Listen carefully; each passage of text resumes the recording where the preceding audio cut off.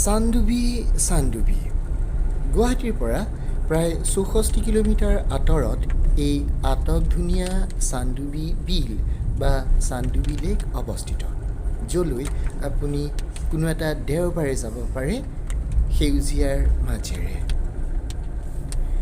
যদিহে আপুনি চানডুবিলৈ যায়, তেতিয়া দেখিব চানডুবি সঁচা অৰ্থত কেনেধৰণে সৌন্দৰ্যৰ আকৰ বা সৌন্দৰ্যৰ প্ৰতীক। প্ৰতিটো মুহূৰ্তত চানডুবিৰ সেউজীয়াই আপোনাক দিব পাৰে এক বিমল আনন্দ, বিমল প্ৰশান্তি আৰু জীয়াই থকাৰ প্ৰেৰণা। চানডুবিৰ কাষেৰে যেতিয়া আপুনি খোজ দিব, তেতিয়া চানডুবিৰ সেউজীয়াই আপোনাক প্ৰতি মুহূৰ্তত জীয়াই থকাৰ মন্ত্ৰ দিবলৈ চেষ্টা কৰিব। মাথো আপুনি সযতনে আগ্ৰহেৰে চানডুবিৰ পৰা সেই আশীৰ্বাদকণ, মৰমকণ, সেউজীয়াখিনি ল'বলৈ যত্ন কৰিব। প্ৰতিকূল পৰিৱেশত যি আপোনাৰ হকে নহয়, তেনেকুৱা পৰিৱেশত আপুনি কেনেধৰণে থিয় হ'ব, কেনেধৰণে জীয়াই থাকিব, তাৰ মন্ত্ৰও আপোনাক চানডুবিয়ে দিব পাৰে। ব'লকচোন এবাৰ চানডুবিৰ ওচৰলৈ যাওঁ আৰু চানডুবিৰ পৰা শিকোঁ এই কথাবোৰ। বোধ কৰোঁ তাকেই শিকিবলৈ নিতৌ হেজাৰ বিজাৰ ডেকা বুঢ়া, বিভিন্ন বৰ্গৰ, বিভিন্ন শ্ৰেণীৰ মানুহ চানডুবিৰ ওচৰলৈ যায়। চানডুবিয়ে আমাক শিকায় কেনেধৰণে প্ৰকৃতিয়ে জীয়াই থাকিবলৈ প্ৰয়োজনীয় সমূহ সম্ভাৰ আমাক প্ৰদান কৰে। জাতিৰ পিতা মহাত্মা গান্ধীয়ে কোৱা সেই গাঁওবোৰ য'ত দেশৰ আত্মা লুকাই থাকে, সেই গাঁওবোৰ দেখিব চানডুবিলৈ যাওঁতে। আপুনি এৰি অহা গাঁওখনৰ সেই বিভিন্ন ধৰণৰ কাৰুকাৰ্য, জীৱন প্ৰণালী আপুনি চানডুবিলৈ গ'লে আকৌ এবাৰ চাবলৈ সুবিধা পাব। বোধ কৰোঁ আপুনি চানডুবিলৈ যাবই। যদি আপুনি চানডুবিলৈ যায়, তেতিয়াহ'লে চানডুবিৰ পাৰত ৰঙা, নীলা, হালধীয়া সাজিৰ ৰৈ থকা নাওবোৰে আপোনাক মাতিব, আহচোন আহ, মোৰ বুকুলে আহ, মোৰ কাষলৈ আহ, মই ক'ম মোৰ কথা।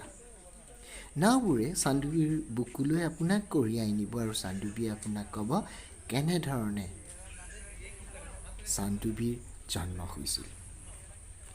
চানডুবিত নৌকা ভ্ৰমণৰ যি আনন্দ, সেয়া সঁচাকৈ অতি তৃপ্তিকৰ। কেতিয়াবা আপুনি গৈ চানডুবিৰ বুকুৰে নৌকা ভ্ৰমণ কৰিব আৰু দূৰৈত ৰৈ থকা সেই পাহাৰবোৰলৈ চাব।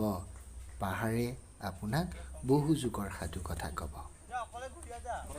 চানডুবিৰ পাৰে পাৰে আপুনি যেতিয়া ফুৰিব, তেতিয়া দেখিব যে বিভাগীয় কৰ্তৃপক্ষই অলপ হ'লেও চেষ্টা কৰিছে আপোনাৰ যাতে সুবিধা হয়, আপুনি যাতে চানডুবিক আকৌ এবাৰ ওপৰৰ পৰা জুমি চাব পাৰে। ৱাটছ টাৱাৰ বা নিৰীক্ষণ চকীৰ পৰা আপুনি চানডুবিলৈ আকৌ এবাৰ চাব পাৰে, অনুভৱ কৰিবলৈ সুযোগ ল'ব পাৰে। চানডুবি, ইয়াৰ অৰ্থ কি বাৰু?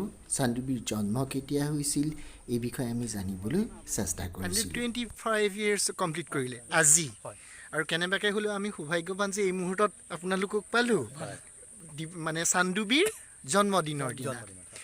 125 বছৰ হ'ল আৰু 125 বছৰীয়া চানডুবিৰ আজিৰ দিনটো আমি উদযাপন কৰিছোঁ। কিন্তু তাৰ আগৰ সময়খিনিৰ কথা আপুনি ক'ব নেকি? আগৰ সময়ত আপোনাৰ 5টা পাহাৰ আছিলে বুলি আমি গম পাওঁ।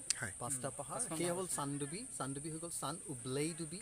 চান মানে হৈ গ'ল 5, উবলেই মানে হৈ গ'ল সেই ভগৱান বা ডুবি, য'ত তাৰমানে কি প্ৰাৰ্থনা বা কিবা এটা কৰিছিলে তেনেকৈ ধৰণৰ।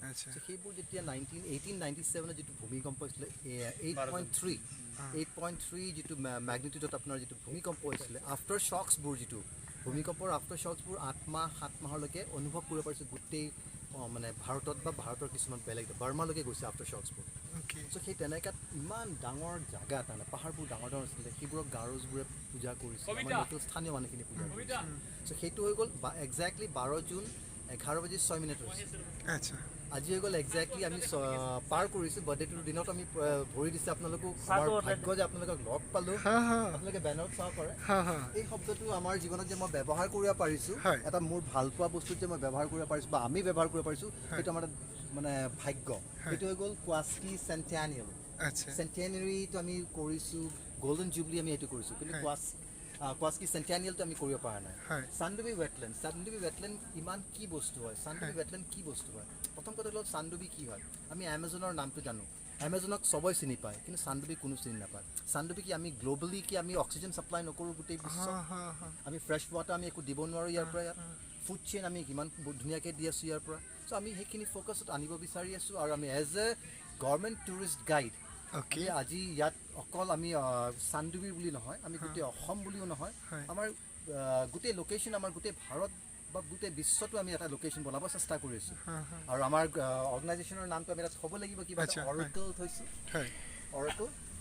চ' এই গ্ৰুপ অফ আছাম টুৰিজম ডিপাৰ্টমেণ্টৰ ন-উবলেইডুবি 5খন পাহাৰ সেই ঠাইখিনিতে এদিন হেৰাই গৈছিলে, কিন্তু প্ৰকৃতিয়ে পাহাৰকেইখনক লৈ গ'লেও চানডুবিৰ ৰূপত আমাক দিছিল এক বিৰাট উপহাৰ। আৰু সেই চানডুবিৰ ৰূপে আজিও শত সহস্ৰ মানুহক মাতে, তেওঁলোকৰ একঘেয়ামী বা ব্যস্ততাপূৰ্ণ জীৱনৰ যি নিৰানন্দ তাক আঁতৰাই পেলায়। আৰু সেইবাবেই আপুনি চানডুবিৰ ওচৰলৈ এবাৰ হ'লেও আহিবলৈ যত্ন কৰিব। চানডুবিয়ে ক'ব আপোনাক নিজৰ বুকুত সাবটি ৰখা জীৱকুলৰ বিষয়ে, কিন্তু তাকে শুনিবলৈ মনত ৰাখিব আপুনি আপোনাৰ মনটোক অধ্যয়নমুখী কৰি তুলিব লাগিব। কাৰণ মাটিৰ ওপৰত আমি বাস কৰিছোঁ সেয়াইতো পৃথিৱী নহয়। চানডুবিয়ে নিজৰ বুকুত বহু মাছ, পুঠি, খলিহনা নাইবা আমি নজনা অনেক প্ৰাণীকুলক জীয়াই ৰাখিছে।